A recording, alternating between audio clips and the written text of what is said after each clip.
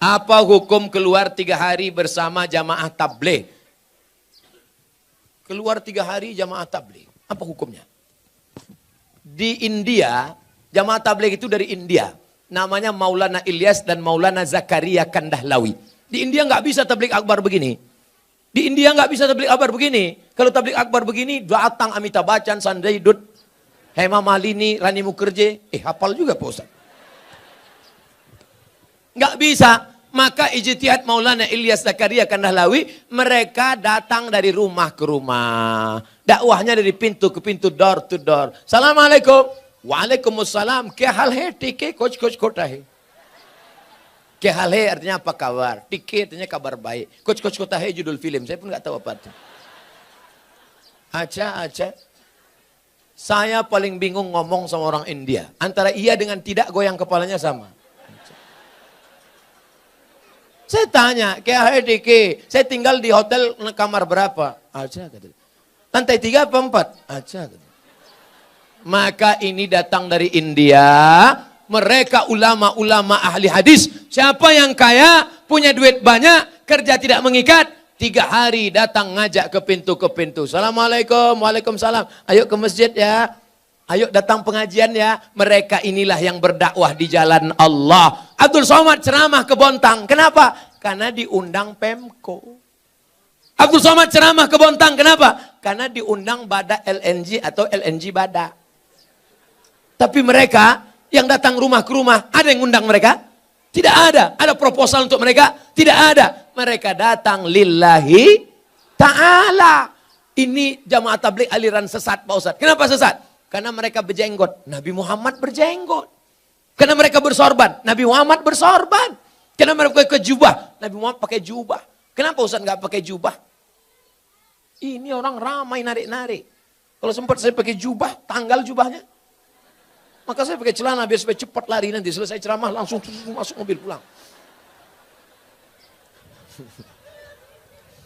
Jangan katakan mereka sesat. Mereka adalah orang yang mengajak ke jalan Allah. Mereka aslinya dulu preman, bertato, kumis tebal, anting-anting, gak kenal agama. Tapi datang jamaah tabligh di terminal, ini preman. Datang, bremo, tato besar, gambar ular kobra. Datang itu jamaah tabligh, memukul ular kobranya. Hei, ayo ke masjid. Berani anting aja saya. Besok dia datang lagi. Lama-lama preman ini tersentuh. Datanglah dia ke masjid. Ini bukan cerita bohong. Ini bukan cerita yang diada-adakan. Seorang preman di kampung saya. Rambutnya panjang, punya meja biliar. Tidak pernah sholat. Akhirnya saya pulang dari Mesir. Dia yang jadi imam di masjid. Bismillahirrahmanirrahim. Saya heran. Siapa ini? Assalamualaikum warahmatullah. Yang punya meja biliar. Saya tanya, abang gimana ceritanya tobat? Ustadz gak pernah menceramahi aku. Aku gak pernah datang ke masjid. Aku gak pernah dengar khutbah. Aku gak pernah nengok tabligh akbar. Tapi ada orang yang datang ke meja biliarku, mengajakku. Siapa itu? Inilah dia jamaah tabligh. Berapa banyak orang dapat hidayah karena mereka. Kalau engkau belum sanggup seperti mereka, jangan ejek olok-olok mereka. Ini banyak orang ngejek. Apa itu? Itu jamaah kompor. Apa itu? Itu jamaah KUPJ. Apa itu KUPJ? Kelompok Ustadz Panjang Janggut. Oleh sebab itu maka mereka dakwahnya lembut. Assalamualaikum Pak Haji. Waalaikumsalam. Ayo ke masjid ya Pak Haji. Jangan ajak-ajak saya. Kamu belum lahir, saya sudah haji. Apakah mereka jamaah tabligh berhenti? Mereka besok ajak lagi. Assalamualaikum Pak Haji. Waalaikumsalam. Ayo ke masjid ya Pak Haji. Kan sudah kubilang kemarin. Ini kening sudah sujud 1000 kali di Masjidil Haram. Catatan amal sudah penuh. Aku tinggal masuk surga aja lagi. Tinggal sana, pergi. Masjid kalian yang jelek itu nggak level ya. Hari ketiga mereka datang lagi. Assalamualaikum Pak Haji. Apa? Mau ngajak lagi? Mau ngasih tahu Pak Haji. Nanti kalau Pak Haji mati kami biarkan ya. Akhirnya Pak Haji pun ke masjid juga. Oleh sebab itu maka dakwah mereka lembut. Apa pernah jamaah tabligh marah-marah mengkafirkan? Enggak. Mereka datang ngasih siwak, minyak wangi, ngasih sorban, ngasih parfum. Ayo ke masjid Pak Ustaz. Kalau nggak setuju mereka nggak marah. Apa pernah jamaah tabligh marah sama saya karena saya nggak berjenggot? Enggak. Apa pernah mereka mengatakan, yang nggak berjenggot masuk neraka? Jangan kelahi gara-gara jenggot. Jamaah tabligh berjenggot DJ. Aku ngeliat ente berjenggot kayak kambing. Yang berjenggot juga marah. Aku kambing, kau nggak berjenggot anjing. Akhirnya berantem anjing sama kambing. Yang senang siapa? Musang berbulu ayam. Mereka nanya, kenapa mereka kelahi? Gara-gara jenggot. Di masjid lagi. Iya, untung kita nggak ke masjid. Rusak persatuan. Itu tidak terjadi di Bontang. Kenapa? Karena Bontang tertib agamis. Mandiri, aman, nyaman. Kalau terjadi mungkin di dekat-dekat perbatasan luar Bontang. Apa yang harus saya lakukan ketika ibu saya selingkuh sudah 3 kali kedapatan? Apakah saya boleh membenci dan memarahinya? Apa yang sebaiknya dilakukan bapak saya, Pak Ustadz? Engkau dulu lahir ke dunia ini lewat rahim ibumu atau lewat tabung gas 9 kilo? Apakah bisa kau katakan, Mama, aku tak pernah? Tidak pernah kita pernah lalu di perutnya, lalu di rahimnya, dan dia meregang nyawa. Itu tidak bisa kau pungkiri. Oleh sebab itu bahwa dia bersalah, ya, tapi kesalahan dia tidak membenarkan kedurhakaan engkau. Maka caranya bagaimana? Suruh bapakmu menasehatinya. Bapakmu pun kok bisa dibuat selingkuh 3 kali? Kemana bapakmu selama ini? Laki-laki itu kan tahu dia. Periksa HP-nya. Tiba-tiba di HP ketawa-ketawa. Kau ngapain siapa? Sama siapa? Sama mantan, Bang.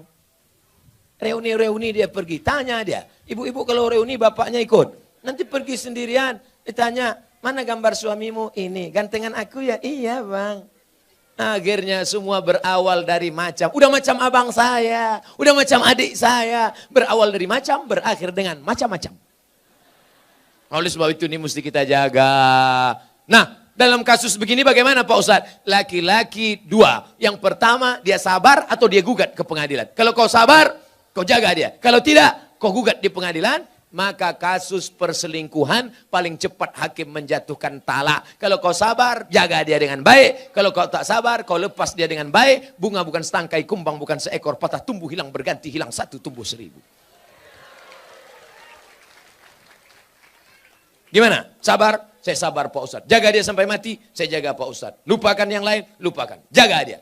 Tapi jangan mulutmu berkata sabar, hatimu berkata yang lain. Gimana aku bisa menerima dia? Dia sudah diobok-obok 3 orang. Ustadz, seorang akhwat, ada ingin saya tanyakan. Ada orang melamar saya, tapi saya sedang menyukai orang lain. Bagaimana ya Pak Ustadz? Ini mancing-mancing aja. Ada laki-laki melamar engkau, tapi hatimu sedang suka dengan orang lain. Maka kau tengok dulu mana di antara 2 laki-laki ini yang bisa menyelamatkan engkau dunia akhirat. Kalau tiba-tiba yang ini datang, ini jantan dia, perkasa dia, dipinangnya kau dengan baik. Ini cuma berani bawa engkau makan mie ayam, bakso, bonceng sana, bonceng sini, pegang tangan, ujung jempol kaki. Nah kau campakkan ini, Fir'aun, ini tak ada gunanya nih. Ini yang Musa yang baik ini. Laki-laki yang baik bukan yang berani membawa engkau di belakang orang tuamu. Laki-laki yang baik adalah yang bertanggung jawab datang. Laki-laki yang perkasa bukan yang datang dengan mobil besar, motor megah yang mewah. Laki-laki yang perkasa adalah laki-laki yang berani berkata, kupinang kau dengan bismillah. Buanglah mantan pada tempatnya. Mudah-mudahan yang tua, yang muda, remaja-remaji semuanya diselamatkan Allah Subhanahu wa taala.